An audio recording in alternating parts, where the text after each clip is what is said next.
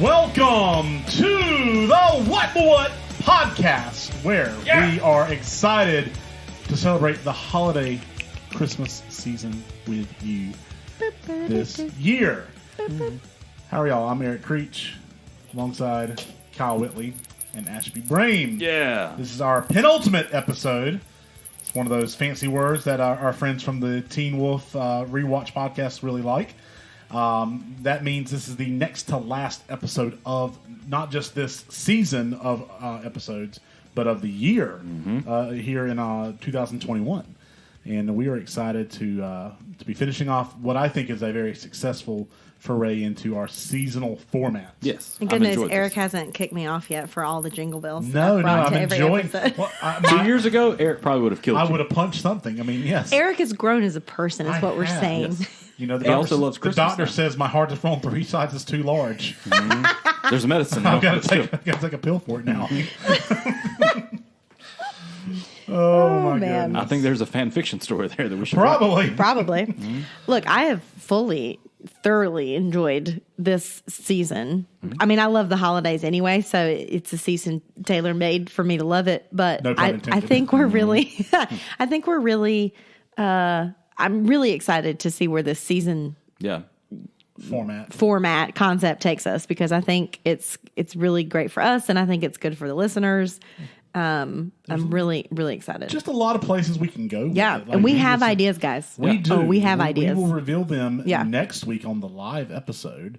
Or maybe, we might just, record a little something, just saying, hey, preview for the next season is going to come out this day, and we'll do, we'll maybe keep you in suspense. Who knows? Yeah. Or just tell you everything. Or maybe Anticipation. who knows? So It's from Rocky Horror. It is. I don't get that reference. Someday. Someday. All right. I'll be living in the big old city. Okay, anyway. Welcome again to the What the What podcast, where we around, wonder why. We all sang 3 different songs with You the were word always there someday. for me. Oh, man. please subscribe to us on. Delightful. I'm not even going to finish the previous sentence. Welcome to the What the What podcast, where we insert whatever you'd like to. Yeah. Please subscribe to us on Apple Podcasts, Stitcher, Spotify, or wherever it is you get your podcasts. And of course, rate and review us 5 stars only, positive vibes only. If you do not give us 5 stars, it is confirmed. You're a hater. You're getting coal for Christmas. But not the steak. No steaks, just coal. And it's coal. not even like the good lighting coal either. It's like just useless coal at this point. Hey, I looked that up, by the way, and it hasn't been invented. We have time. Yeah. We have time. Just There's saying. time. Naughty and nice. this. Just saying. Please also follow us on Facebook, YouTube, and Instagram at What the What Media. All one word. Hey, I actually got to use that 2 weeks ago. A lady was in the front office. She says, "Hey, Kyle, are you still doing that podcast thing?" I was like, "Yeah, I've been doing it a long time now." And she said, how do I find you? And I said, well, you go anywhere, type in What the What Media, all one word, and you'll be able to find it. And you know what? 2 seconds later, she goes, oh, there it is. I What the found What it. Media. It works. Yeah. Yep. Yeah. We're also on Twitter, WTW_media. And on today's episode, we are taking a Deep dive. Digging graves. dive.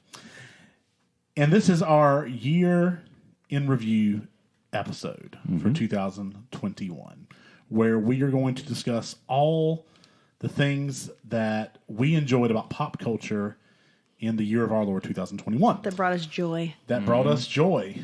This is year 2 of the pandemic, and in some places it's hard to find joy in some of that, but we found it in some of our favorite things. So There is a light at the end of the tunnel. there is, And that light is a These are dumpster few fire. my favorite things. So we are going to discuss those things in maybe not in depth, but we're going to touch base on the things that we enjoyed this past year. And with that, we're each going to be sharing 3 things.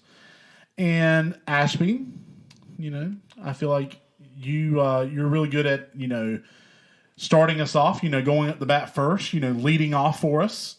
So That's a baseball reference. That's a sports ball reference for you. Oh, yay, go sports. You're Pick going up to the bat. You're going to lead off for us, get on base. Then Kyle will go in there and try to advance the runner, and then I'm going up there to hit a home run. So I probably get hit by the ball. that's okay. That means you get on base. I do. I'll take your That's word for great it. on Lean base into it. percentage. Yeah, lean into it. That's right. So, Ashby, please share with us something from this past year that you are thankful for, that you enjoyed, that you would recommend to our listening audience. Okay, so this ties in perfectly with the podcast. This year, for the first time, we partnered with another podcast. We did.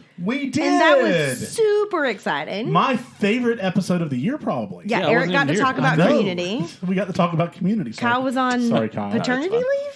Yeah. Yes. Yes. Yes. Paternal. And so, yes, paternity leave. And we got to sit down with the host of Return to Beacon Hills, which is a Teen Wolf rewatch podcast. And they also are huge Community fans. And so Eric finally had someone to talk to Community about. And it was the greatest magical. thing ever. The Yes. happiest Eric's ever been doing Yes, the podcast. honestly, I've never seen him smile that big. Like, the only thing that can even come close is, I know me and you did a psych episode, but if we could, like, do a psych episode with Maggie Lawson and Right, Timothy right. The Umberson. psychologists are in. Yeah, if we could do some kind of crossover there, that would be awesome too. But yes, they were fantastic. Yes, Yeah. our first ever crossover. Super thankful for that. And then I crossed over to their podcast because I love the show Teen Wolf, which ran on MTV a few years ago for multiple seasons and kickstarted some careers, namely Dylan O'Brien's and also Tyler Hoechlin's. I could talk about all the pop culture references for days, but what I really want to say is that Will and Kate and Calissa, who are the host of Return to Beacon Hills, were wonderful enough to have me back on their podcast recently. And so we have what I would consider like a podcast partnership with them now. We might have them back on at some point. We have a lot of, cross touch points for the things that we like in pop culture. And I'm just really grateful that we got to do that with them, that Calissa reached out and that she and I had a previous, friendship. And that leads me to the big news in the Teen Wolf fandom this year. Jeff Davis announced, who's the creator, head writer, producer, whatever, of Teen Wolf. He announced recently on the anniversary of the show that Teen Wolf is getting a movie. Yes. What? Michael J. Fox is back. Yeah. No. Technically, they've already had two movies. That's Air Bud, isn't it? That's before Air Bud. Oh. Anywho, no. We just killed every bit of excitement. Please don't watch the show Teen Wolf thinking it's going to be anything like the Michael J. Fox movie, Or because Air Bud. it is not. Or Air Bud. No basketball in there. So yeah, if you are ready to open your heart to another TV show, and you would like to start binging something, please give Teen Wolf a chance. It's a fantastic show. There is a little bit of a ramp up with the first few episodes, but it's so well done. It really holds up. I've been very much enjoying Return to Beacon Hills, the Rewatch Teen Wolf podcast, as I rewatched Teen Wolf for the third time. And I'm so excited about the movie, which will be coming out in the next year or two. So that's one thing that I'm super thankful for, and also like really happy about that happened this past year, and something that I have to look forward to in the future. Nice. Great choice. Awesome. Great way to start us off. Kyle, you're up next. I'm going back and forth, but I'm going to throw this one out there. I would say that this is associated with pop culture, but skateboarding for the first time ever was in the Olympics this year. Yes. Yeah. So I would say, growing up being, I was never great, but like skateboarding in middle school and into high school how it was, people would say, it's not a sport, it's not this, it's not that, whatever. It literally defies gravity. Like, Yeah. I don't understand how people skateboard. Sure. It's sheer athleticism. It is. It's no way it's not a sport. When There's, I like, watch science people and do math it, behind it, I'm just like, but yeah. absolutely not. I could never do that. I'd It's kill crazy. myself real fast. Yeah. Oh, yeah. Like, it was cool to see. Honestly, I didn't get to watch a ton of it, and it was honestly very shocking because I feel like some of the major names, at least that are current, didn't either place high. Like, they made it to make it to the Olympics, but a lot of them were beat out. Like, either early on they didn't make it to the next round, or just in the finals in general they were beat out, which was cool because you finally did get to see some kids, or even adults in different countries that maybe don't have the big name recognition that some of these other people do, but their skills showed it all. They put it out there and they did the best they could, and they came out on top. And I think that was cool.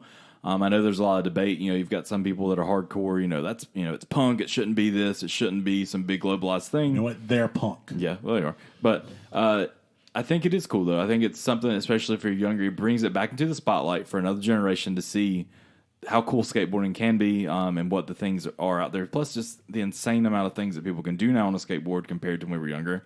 It's crazy. For real. And it was also men and women who were skateboarding in the Olympics. It's something that, in the past, I'm not going to say not short few years, but still, whenever I was younger, you didn't see very many female skateboarders. You saw maybe one that was famous. The rest kind of fell by the wayside. You didn't hear as much about them versus now you hear a lot about them. And then to also see them recognized on the global scale to be able to do what they're doing too. I definitely heard, some reviews and stuff with there's some things they need to work on and grow for, future Olympics with it. But something that honestly a lot of us probably thought would never happened this year. So Great job. One I didn't see coming, which is pretty awesome. So you might see this coming. I don't know. But my first entry onto the year in review for 2021, very specifically for 2021, is the fact that we had a Friends cast reunion on HBO Max. Which I watched. And it was so wonderful. It was delightful. It was so delightful. I've never seen really any solid all the way through episode of Friends, but I watched the reunion. See, I should go watch it then because I was like, I didn't watch I it. love reunions. So great to see not only them get back together and discuss memories of the show, but then filming their reactions to walking back on set. Oh yeah, everybody cried. Everyone's It's crying. beautiful. Everyone's reminiscing about remember when we did this and that. There's so many great things. They played homage to so many great moments in the show. They did the trivia. They showed out some iconic outfits, Looks, including yeah. the holiday armadillo. Yeah. They had Joey pick out his hand twin, which is a very minuscule thing from the end of season 5, where he and a random blackjack dealer have identical Right. hands. Yeah. I mean, just I love how they did something in the reunion special for if you're kind of into Friends and you've kind of seen some episodes, and then also if you're in the Friends fandom, they did some real micro stuff that I didn't get, but was delightful to watch. It was fantastic for me. I subscribed to HBO Max solely for that, and me and Ivy have actually started a rewatch of Friends. She's never seen the show. That was 6 months ago. We're 6 seasons in. What was your favorite part of the reunion? What was your favorite I really think it's just seeing them walk through the set at the very beginning. Okay. And just seeing their reaction to it. I really love when they did the table rereads. Yes, those were great too. Yeah. Yes. I really need to go back and rewatch it. She's again, like, honestly. Monica and Chandler! Monica and Chandler! My eyes! Also, was I the only one that had no idea and was super shook about the Jennifer Aniston David Schwimmer reveal? Yeah, that one really threw everybody, I think. Yeah, Wow. I was blown away that they admitted it, were honest about it, were candid about it, were like, yeah, this happened. I was just like, is this, have people thought that this was a thing for a while? Are they actually spilling tea, or is this something everyone kind of knew? But apparently many people were shocked. So I need to go find out about it. You've got to seen it. watch it. Yeah. It was great. Crazy. It was great. And one more thing, this is unrelated, but you mentioned that we had a partnership with Return to Beacon Hills. We also had our first ever crossover with the YouTube channel Blanks No That's One right. Asked For. They have actually started their own podcast as well, talking about blanks. So we may have another crossover in the future, but Yeah. I appeared on one of their videos. It was great. The Disney... the royalty-free Remix Volume 3 Disney Edition, where we took Disney songs and re-sang them under different genres. And the 2 songs that I re-sang were How Far I'll Go from Moana, but in a country genre, and then A Whole New World, which was done in hip-hop. So. And I think I saw them post, and I could be wrong, but I think they've got new merch out and stuff too. They do have new So merch. definitely reach And out. those guys have done a up. really great job commenting on our stuff, which I Yes, really appreciate. They're very supportive. They're and awesome. Make sure you give them some love. They work really hard and they put out some great quality content. So. They do. Yeah. Ashby, your second thing that you're thankful for in the year 2021. Is there anything on this list that I'm going to take away from you if I call out? You don't go full that. Okay. But Okay. you can go that. Just that. Okay. Yeah. Okay. Cool. Quick Cool. correction. This is not the things you're thankful for in 2021. Well, it's the year-end review, but these are all things that we're thankful for. So one year we did things that we were thankful for? for. Yeah, at least we've talked about it. Or we've talked about doing it. And this year we decided to do like a year-end review episode. And my brain confused them, but then I realized that they're the same thing. They're literally the same thing. These are like, things that we enjoyed this year. Yes, so. things that I'm thankful that I got to enjoy in a year that, much like last year, was difficult sometimes. And so I'm thankful for the fact that I have pop culture and fandom to like dive into when everything else seems too difficult or too hard, right? So I keep saying I'm thankful for, but just year in review, things I enjoyed. Okay, Marvel TV shows. I think some of us are going to talk about this specifically as an umbrella and then deep dive into specific TV shows. So the specific one I would like to choose that I know that you guys heard me talk about ad nauseum leading up to it was the Falcon and Winter Soldier TV show. Yes. And, I feel like I've always been on the Marvel movies, DC TV train, okay? And, DC hasn't historically done movies that really interest me. And other than Agents of S.H.I.E.L.D., I haven't watched a single Marvel TV show historically. And so I was super excited, but I was also nervous, I think like everyone else, going into this new run of TV shows coming to Disney Plus based on the, extended MCU movie universe. And look, I was ready to like Falcon Winter Soldier no matter what. Like, defend it to the death, love every part of it, like support Bucky Barnes. I didn't care. I didn't care what they did. I honestly didn't care. I was going to love it. What I didn't expect is for them to do it so well and to literally meet almost every expectation I had for finally giving Bucky Barnes the character he deserved and giving Sebastian Stan actual lines so that he could play an actual fully fleshed out character that I've been giving my headcanon to for the last 8 years, right? And so it was everything I expected and more. I know that everyone sort of now has a favorite, right? Like you have a favorite MCU TV show because they're so different and they're so varied and they're so wonderfully done. But Falcon Winter Soldier was what I expected to like the most, and it's definitely what I like the most. I have been pleasantly surprised at how much I've enjoyed the other ones.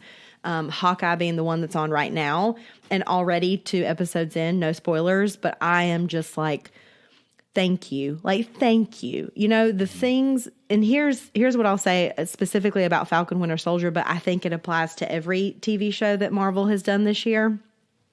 There are limitations to large cinematic undertakings, right? Like there are just things you cannot do in a feature film that you can do when you're given hours of TV, right?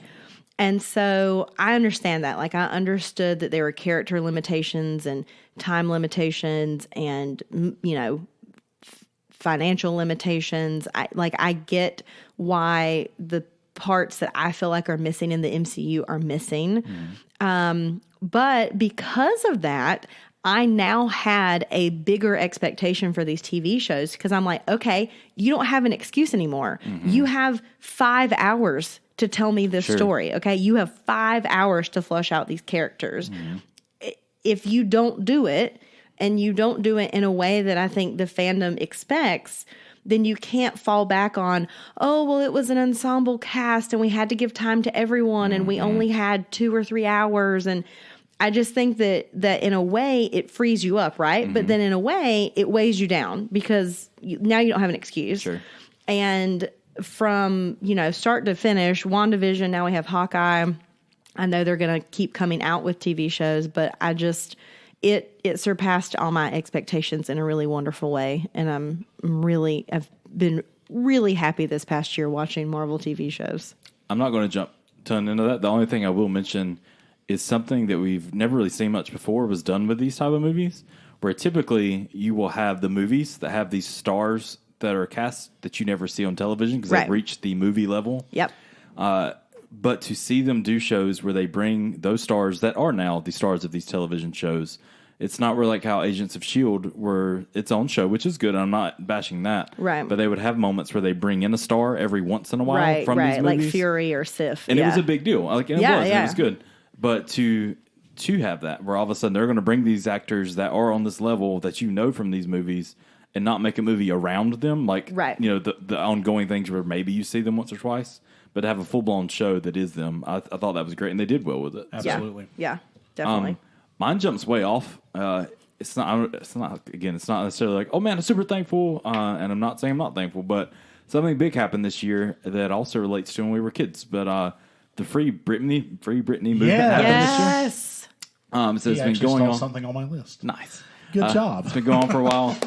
It says it gained steam in like February this year. Like, this isn't something that just started this year. It's something that's been going on for a long time. Yeah. Where Britney Spears has been in a conservatorship. Yep. Is that the correct way? Yep. Where other people are making decisions for her. Yeah. But there's a movie came out. It was called Framing Britney Spears. From New York Times put out a documentary anyway. Mm-hmm. And it showed you a lot of what was going on, what that really meant for her. Yeah. As far as conservatorship, you also see horrifying. Well, it goes back to show what she was going through in those times when we were younger. Right. And as teenagers or whatever else, we looked at it and said, Britney's gone crazy. Like, right. She is crazy, blah, blah. She shaved her head. Yeah. She's nuts. Let's put her on the news. Like, right. And as teenagers, that's what we were told. And even in the world we lived in, like, people did not know how to talk about mental health issues. They did not know how to react to things properly.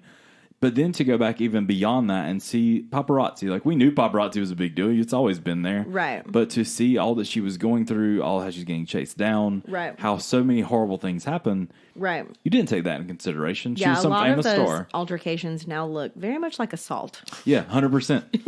like, and so to go back and see it, like, I remember her coming out probably maybe a little bit elementary school, but definitely middle school. She was on TRL every day, top hits. And so, and she's been doing great things. She looked like she'd been, her health was much better. She seemed to be doing good things. She was in Vegas, I think, doing a show constantly. But to see this and to go behind the scenes and to know like all that she has dealt with over the years, and especially when the world pretty much just kind of just cast her out as crazy versus offering any sort of help, and to realize like what paparazzi was doing as well. And then to know that she still was underneath this. Like, we kind of vaguely like let it float out because she wasn't in the main spotlight. We've moved on. We've grown up. We've done other things. Right. And we don't think about her as, still being underneath that. Right. And so that was a big ordeal when this came out and people saw it and really brought it to light that the Free Britney movement became global and more worldwide, more worldly known. Well, and I also think just the idea that the general public, coming to the understanding of what a conservatorship is and what it means. Like, I think before this year, most people had no idea what that legally meant. Even if they knew vaguely that she was in one, like how awful it was and like how binding. Yeah. And I think as the closest thing I can think of, especially when we were that age, was like you heard the stories. You didn't really have internet as much, but like Macaulay Culkin, Home Alone, his parents were in control of everything. He whatever, I'm blanking on terms right now, but when he pretty much said, I'm an adult, I take care of all my things, kicked his family like where they couldn't control his stuff anymore, he did that on his own. That's kind of as much as you knew about it. Right, emancipation. He emancipated himself. But to think, and I think in our minds we vaguely thought that's what Britney Spears is in, where like her parents just kind of control her things, or her dad and other people. Right. But to realize it's much deeper than that, and she's years older than us, and still is in that. Like, it's not some person that was young and didn't know how to handle money or situations, so they took control to help. Right. That's not what that. Maybe vaguely that's kind of what it was then. Right. But to know that she still has had a loving family that she could trust, maybe that would have been true. Sure. But you didn't know that. Like, you know now so much more because of what this documentary showed you. Right. And that people dug deeper into these things. Right. And I want to say it was in the last month or so that she did break free from that. Like, yes, a judge awarded her freedom from the conservatorship. She now has control over her own life and her money and all that good stuff. But now, of course, she's going to have to deal with like civil ramifications of like how to untangle all of that from her father and the lawyers, and you know, it's still a long battle For sure. ahead. It's not some just thing that's night and day. It's right, done. right. Go on. But at least like our legal system have said you deserve the rights to your own choices and your own money and your, you know, all of that. So like that's the start. Like that's what's most important. And I think it's just cool, like, for it to get brought to our eyes to know that these things happen, especially with somebody that famous and that big. And also, by the way, same thing happened to Amanda Bynes. Mm-hmm. She's under a conservatorship. So. And Amanda Bynes, like, for what we all saw, like, within the last 5 years, like, Amanda Bynes is nuts. She's going crazy. She's done all this. Right. Paparazzi's everywhere. Like, she's in a changing room, like, for hours because paparazzi's there. It's crazy. And we look at her and we're like, oh, she's doing all these crazy things. And it's like, well, take 2 seconds to step back and look at what's really going on here. Right. Well, and also, I think the thing that you get from framing Britney Spears especially is, like, how culpable are we, the public, in this whole culture of paparazzi? Mm-hmm. You know, there have been a lot of paparazzi in the last few years that have come out and said, like, I don't do that anymore, and I now have, like, major, like, moral dilemmas around what I did and how I did it and why I was doing it.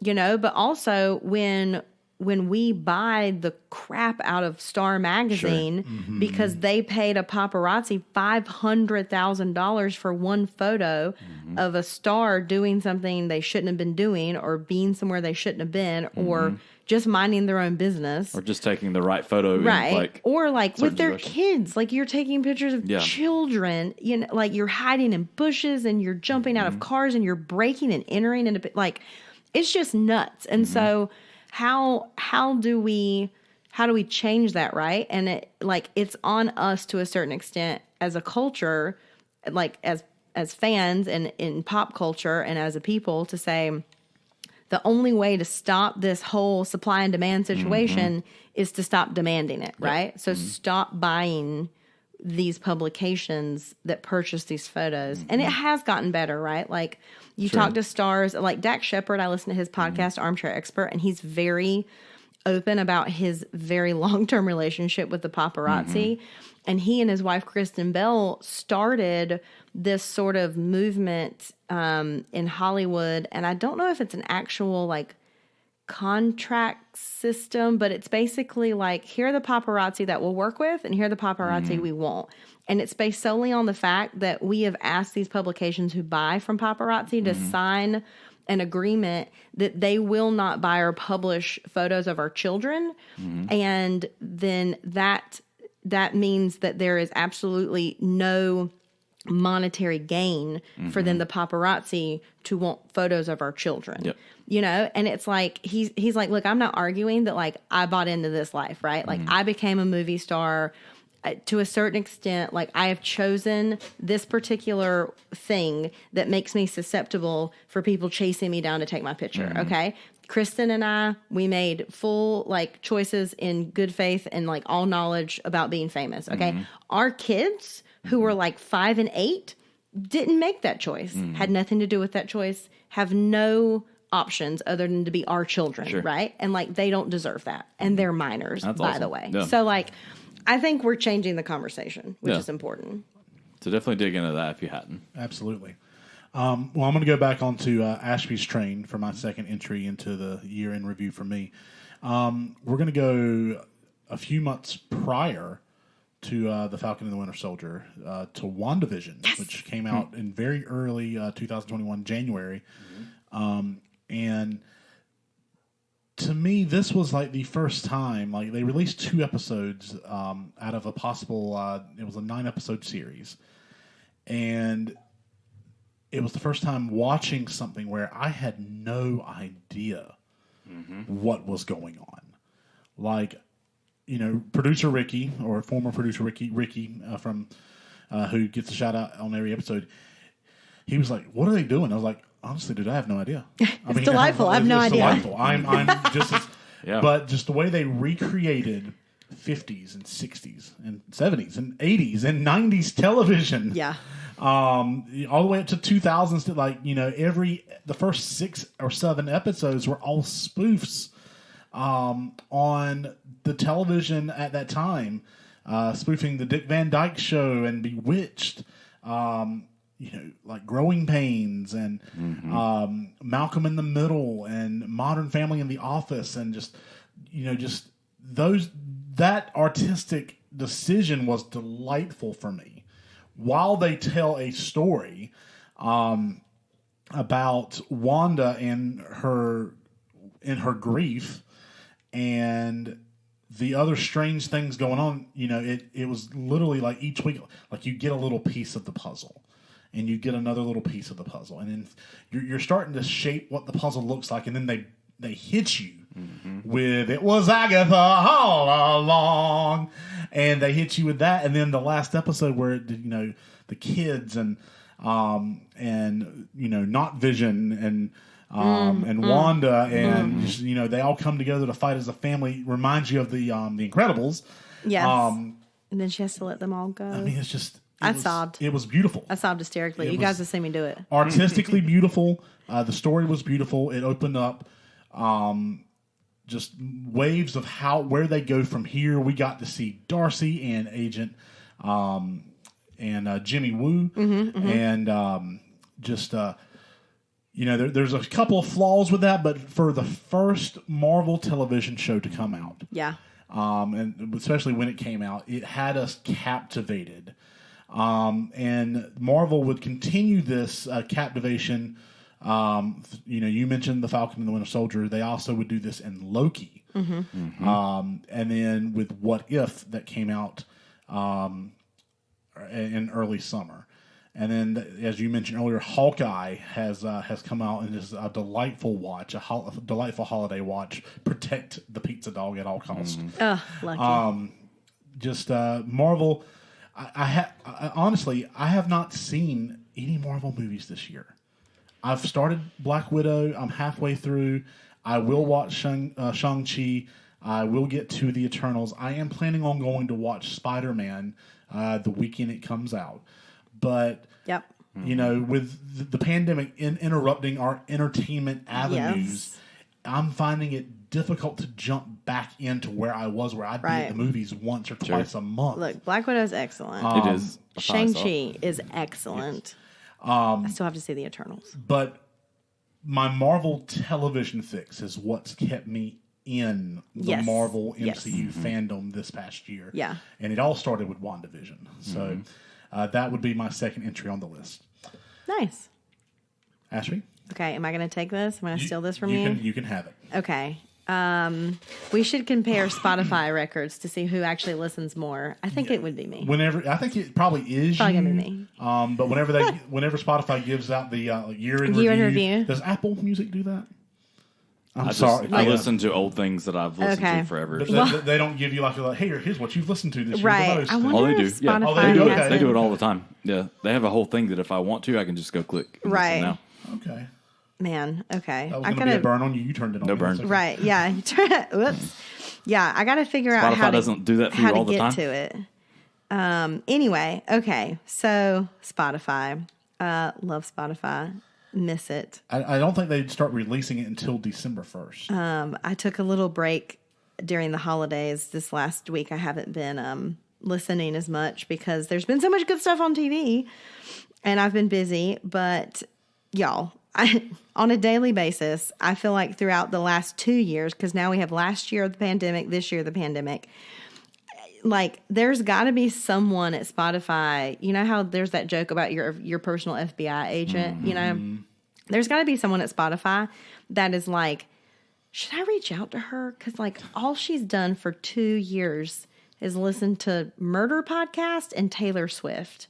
And I feel like someone needs to check on her. They go hand in hand. It's right? Fun. It's like, that's with a little smattering of Hamilton there for a while. I remember it all too well. Yeah. And then every once in a while I'll get like in with some punky stuff or whatever. And but for real, I listen to podcasts, most of which are true crime based, but not all.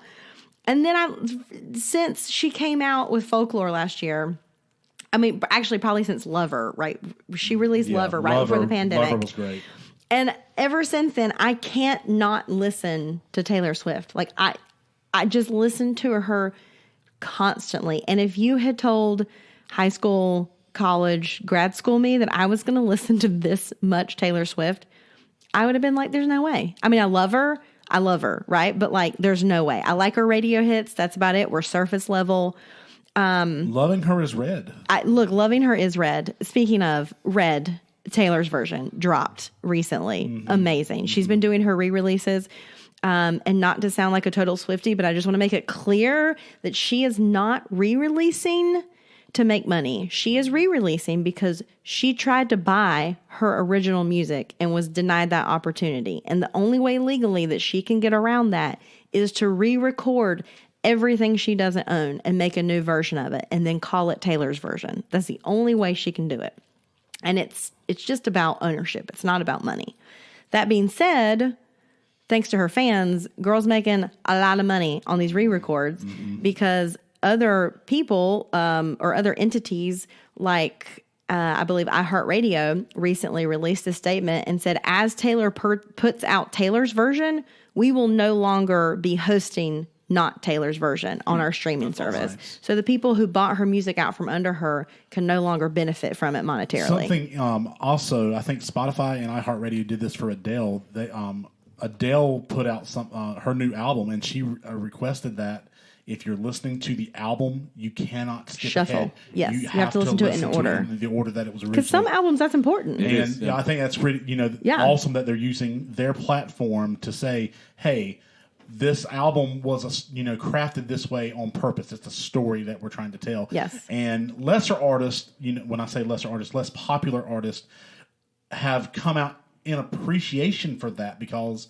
they also want the story to be told. But in the age of streaming, you just click on what you want. Now, you can go and search the song itself, and that's fine. But when you're listening to the album, you got to go in order. Like if you were listening to a CD or a tape or whatever. Right, so. Or vinyl, So, I feel like Taylor is one of those artists that grows with me, right? Like she's my age, right? And so as her music evolves, I evolve. And so her adult music is just really, she's talking about the things and she's telling the kind of stories that someone my age identifies with and wants to hear.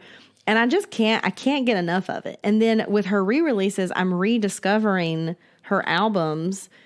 Red was probably about the time that I started really thinking like, oh, okay, so like this girl's mad talented, right? Technically, that was her last album that was considered to be country before she went full on. Yes, and she was definitely mixing genres. Oh yeah, definitely. But way before that. Like the first album she re-released was Fearless, and Fearless was kind of like my college era where I wasn't listening to her, and I kind of missed a lot of that. Speak Now is kind of the same thing. Because Taylor Swift, rumored to be the next re-release. Rumored to be the next re-release. Because when Taylor Swift was emerging as Taylor Swift, I was kind of coming out of high school, so she missed me musically a little bit until we got to Red, and that's when it kind of took off. And then right before Lover, she dropped Miss Americana, which is a documentary on Netflix. And watching that was probably the moment that everything really solidified for me as like, I'm going to follow this girl like to the edges of the earth, because the way she talked about the double standards in the music industry, the ways that the music industry is stacked against artists and especially independent artists, the way that she is sort of vilified for being a boss and running her own business, and being very involved with her own image and her own label and just the way she's marketed. She was really open and honest about a lot of things in that documentary that didn't even have anything to do with her music necessarily, more about her brand and who she is as a person. And I was like, okay, like I really like this girl. And so I've just been this last year, really 2 years, I've found a lot of like retreat and solace and like get away from itness with everything happening in the world by just listening to Taylor Swift over and over and over and over and over and over again. And I'm not ashamed. I'm not ashamed. That's okay. No problem. And I remember it. Yeah. Oh, and then to tie it all in, Dylan O'Brien, who starred as Styles in Teen Wolf, was cast as Taylor in her music video of the re-release of the 10-minute version of All Too Well. And if you guys follow me on Twitter, when that news dropped, you saw me tweet, like, I don't think I'll ever emotionally recover from this. And I haven't. It's supposed to be fun. Yeah. And then also my man Dylan, look, he's so funny. They interviewed him because she did a red carpet release at a theater in Midtown Manhattan for the music video, which was like 13 minutes long. And it also stars Sadie Sink from Stranger Things. And of course, because they can't help themselves, they asked Dylan, like, so you're effectively like playing Jake Gyllenhaal in this movie or whatever, or this music video. And he was like, my character's name was Brandon. And I was like, yes. Like, he understood the assignment. I laughed for like 5 minutes. That's funny. Kyle, what is your last entry onto the year in review? My last one, honestly, is a little bit combined together. Now that Ashby's, at least with the main choices, I don't know what you have next. But for me, same way as you spoke earlier, I haven't had a chance to really go out to the movies as much, or at least not as much as I used to. With our streaming platforms, you are seeing some things a little bit earlier, or even just with HBO Max now that I have, because I bought it for one thing and then never stopped paying for it. After a little while, they'll start putting some stuff on there too. We watched this the other night, and I'm going to do 2 other little movie things. But I think movies as a category in general, there's tons of stuff that I'm not going to mention. I'm only going to mention 3 real fast. King Richard, I watched the other night. It's where Will Smith plays Venus and Serena Williams' dad. It was good. It's one of those things that Will Smith, as he typically does in a lot of his characters, you forget he's Will Smith, and he's a really great character. Yeah. And just the way the movie was done, like, I never have been big into tennis, but just even the trailer, the way it was presented to itself, I was really excited for that. And even the thing that I kept thinking about while watching it was, I'm trying to remember. I think it was like a movie way back when. It was like Jackson 5 that was really long. And you see like Michael Jackson's dad and just how he was very demanding and how he was very of all the brothers and not like the whole family, but about how they had to have these instruments, how they had to play, how they had to do this, how they had to do that. And like I said, I've not done any research into the background of the Williams family to know if this is true or not. But just the way his character is portrayed, he's very much not that. He's very much like, I'm pushing you and I'm going to support you, but I love you and you're my daughters and I care very much for you. So there is that side of it where he pushes them very hard and they do go out, but he pushes them in a good way, I would say. Right. And they cover that too, because the neighbors like get on to him for constantly always pushing his kids. Yeah. It was just fun to watch, like, to see what they've been through, and like, again, it's a movie, so it's not 100% accurate, I'm sure. But right. Well, given how much Serena and Venus have been a part of the marketing of the movie and like pushing the movie, I would assume that they have kind of put their stamp on the accuracy. They're of it. executing, producing. Okay, so I would say it would be pretty true. This is coming straight from them. Yeah. Okay. Again, like I said, I didn't do any research behind it. I just watched it and really enjoyed it the other night. There's been a lot of I guess want to be social justice warriors on Twitter who are like, you have Serena and Venus who are these iconic women and their movie's named after a man. And someone came back and was like, dude, they're executive producing the movie. Right. This is their story, but it starts with their dad. This is their choice. Yeah. They can name it whatever they want to. Back off. Yeah. Okay. We appreciate you. There's so many things to be mad about. We don't have to be mad about this. This is not one of them. Okay. Well, even like the way the movie Conserve started. your energy, my man. Like, again, I didn't know much about the family. I obviously knew who they were, but to know, I think there's 3 other sisters that were included in this. They start off in the van, like riding in the van, and it's like, okay, so they're all tennis people, and you see 2 of them out there like chasing balls the whole time, and another one's working on her schoolwork. And I didn't get it right off, though. I was like, man, that's got to suck. Like, he's really proud of these 2 that are the future tennis stars, and he's putting the rest like behind. Like, and so I did have that little bit of awkwardness watching it, but you come to learn, like, he didn't force his kids to be tennis stars. Like, that's what they were good at, and they went at it. He also goes on to say, like, we've got future doctors and attorneys, like lawyers in this house. Right. Like, these are studying. It's like the the top kid of their that's class. doing her homework. He wasn't like, get out here and play tennis. She was like, I don't want to do that. He was like, okay, we'll do your homework. Yeah, like, and she's working hard to become like a doctor or whatever, or attorney or whatever. And so to see those moments, like later on where they address that, where you're like, oh, okay, this isn't, these are my 2-star children, the rest of you not. Right. He supports them each and drives them each in their own way. So I thought that was really good. 2 that I haven't seen yet, which is kind of out there, but at least with it being 2021, I want to throw them in there. You briefly mentioned it. Spider-Man No Way Home is coming out, I think, so 17th of this month or December. I definitely want to be there opening weekend. Definitely think it's going to be great. For the first time ever, we may see multiple Spider-Man. I'm trying not to dive into it. That's the rumor, but I have no clue. I don't want to know until I'm in that movie theater. Who's punching that lizard? Yeah. I have no clue who's punching the wizard. Lizard. well, it could have been the Wizard too. Yeah, it could be John Cena, and I'm completely fine with it. Da da da da. Eddie Brock. The last one I want to mention is one that's out. I have yet to have a chance to go see it yet.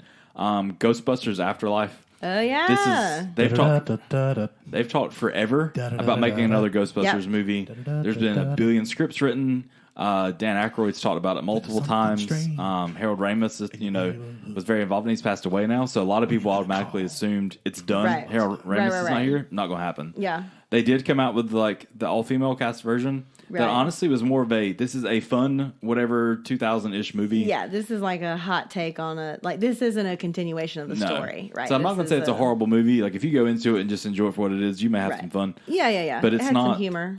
Yeah, the way and again, I've only seen trailers. Right. It looks very much like this is Ghostbusters just years later. They've put a lot of heart into it. There's a lot of thought. The fact that your main three actors have come back. Plus, the director is the original director's son. It is. Right? And so there's a lot of heart. He was on the sets as a child. Right. Again, I've seen a lot of people just in comments. I haven't read big reviews, but just people that I know just comment. It's like, hits you in the heart. Right. And I'm sure it's not perfect. Nothing ever is. But it's one of those things I hope to go into and see soon. And it's nice to know, because Bill Murray forever was like, no, I ain't doing this. Right. There's multiple times where they've come up with scripts and Bill Murray wouldn't do it. He barely did the first one. Yeah. To be honest. Yeah. Well, to see it, though, and them talk about how he was willing to come in. You've got, I'm trying to remember the other guy, Ernie, I keep blanking on his name. Yeah, I know who you're talking about. But the fact of Dan Aykroyd coming back, Bill Murray coming back. Right. And just the way they're doing this, it just seems like it's paying a lot of respect. Ernie Hudson. Hudson. There you go. They're paying respect to it, I feel like, in a way that's not trying to just make money. Obviously, they're putting movies out. There's a lot of money invested. They're looking to see if they can make money. But to be open and honest and connect to the original movie in a very careful way. Right. Versus a lot of times, such as Ninja Turtles, when it comes out, it's like, what crazy thing can we do to make money? Let's just throw spaghetti at the wall. Yeah. Versus somebody, that took a lot of time and heart to put this together. Right. So definitely looking forward to that. And Spider-Man No Way Home as soon as it comes out. Yes. All right. Well, my third entry is, I didn't think it would be on either of your list. This is more of a personal one for me.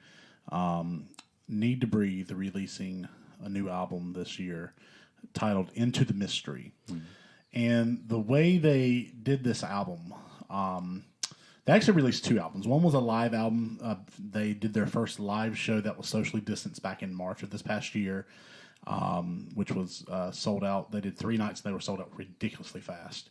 But they released the live album about a month later, which just brought me back into just loving music and loving the creativity and the poetry behind music writing and the way they present their music or whatever.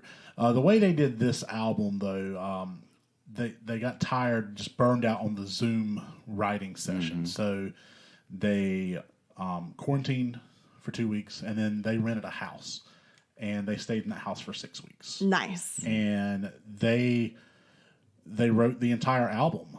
They invited Carrie Underwood to come guest on a song, which she did. John Foreman from Switchfoot came and did a song with them. It's a personal album for me. It's titled Into the Mystery, and there's a lot of a lot of really good songs and good messages that are found in this album. And the third song specifically is titled What I'm Here For. And that song, it talks about the highs and lows of, being a musician and not getting sucked into the fame and He talks about how he says, "I watched my friends take over the radio, but all it did was put a hole in my ego."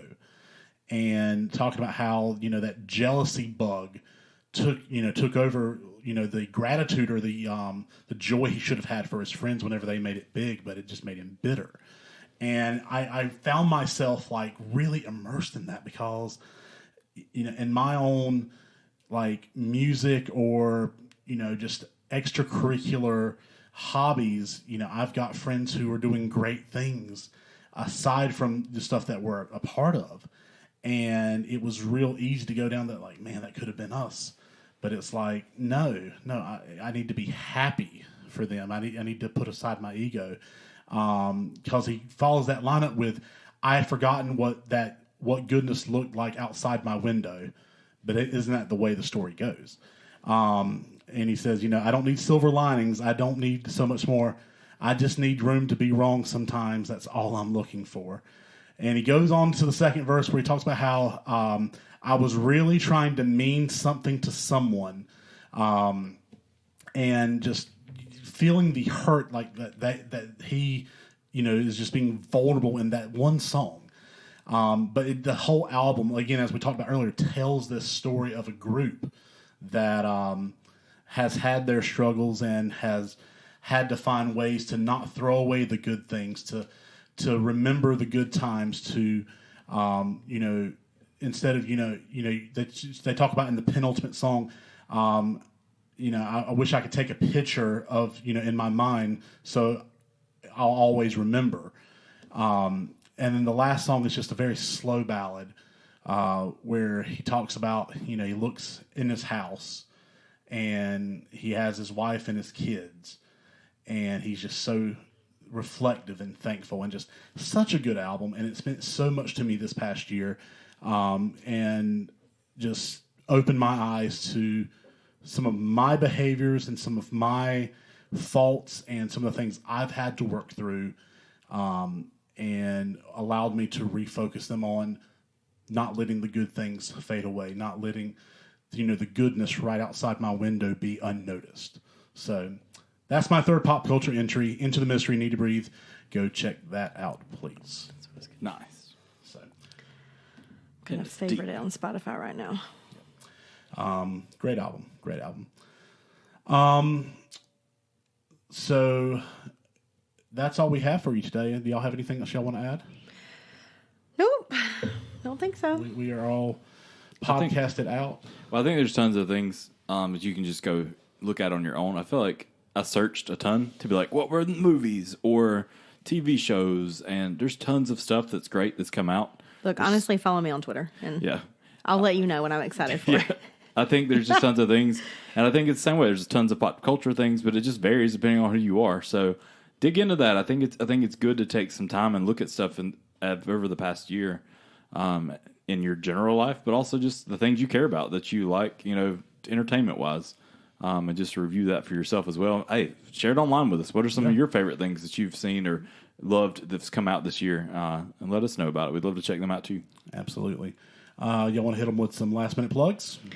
You can find me on Twitter and Instagram at Ashby Gray, Gray. That's it. I'm on Instagram at _live_bright_. I don't really know. I feel like we had that deep moment just then that was awesome. Thank you for sharing, Eric, and getting down there versus just like, oh, there was another Marvel thing we loved, like to end out that. And I think that Witcher season 2 comes soon. Yeah, I think that's important too, though, because I think sometimes we get called into making ourselves only focus on the super overly happy, positive things, and we don't want to allow anything else in. And I think it's important for each of us to be able to be vulnerable.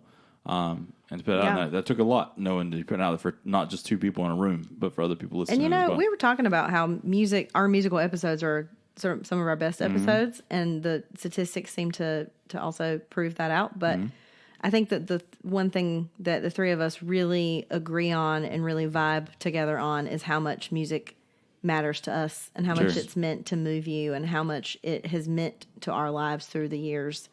So, yeah. Look, go listen to some music, guys. Absolutely. Here comes the general. I'm Eric Creech. You can follow me on Twitter and Instagram at EricaMac15. introspection and reflection is important. Thank you for Ricky Lyles and his contributions to our podcast. We hope you enjoyed this discussion as much as we did, that you're as pumped for the rest of this journey in the pop culture as we are. Here's my last minute plug, because we have one more episode left in the holiday season for What the What, and it's a live episode. Dun, dun, dun, dun, dun, dun, dun, dun, dun, dun, dun, dun. I don't know how we got to the Rocky. Don't know how we got to the Rocky theme song, but that's greatest okay. of all time. Greatest of all time. We're not talking about Michael Jordan. The greatest toy of all time tournament is here next week, December 20th. Brackets, we will be prizes, on toys, Facebook Christmas, Live around 6:30, 6:45. Have your brackets ready. Make sure you've got a week to send them in. We will stop taking them in, Santa? I believe, Sunday night. That will give us time to gather all the entries so we can know who's entered into our prize pool. And be sure to join us as we discuss some 64 great toys. Some that had to fight their way just to make it into the tournament. That's right, like me fighting my way into this podcast. Yes, she could have just asked it a lot easier. A lot easier. Like, sure you don't want this whole thing? So be sure to join us next Monday night, December 20th, around 6:30 on Facebook Live. Again, follow us on Facebook by searching for What the What Media. That's all one word. And make sure to catch us. You don't need to watch TV that night. We're going to be your holiday entertainment that night. That's right. Nothing more important. I'll be wearing Christmas Nothing pajamas. but reruns that week anyway. It's the week of Christmas, so watch some live new content from What the What. It'll be our last episode for a couple of months. Yeah. So make sure you join us for that and check out our Facebook and Instagram page for more information. Until next time, ladies and gentlemen, stay as cool as the other side of the pillow. And we will see you next time. What the what? Bye.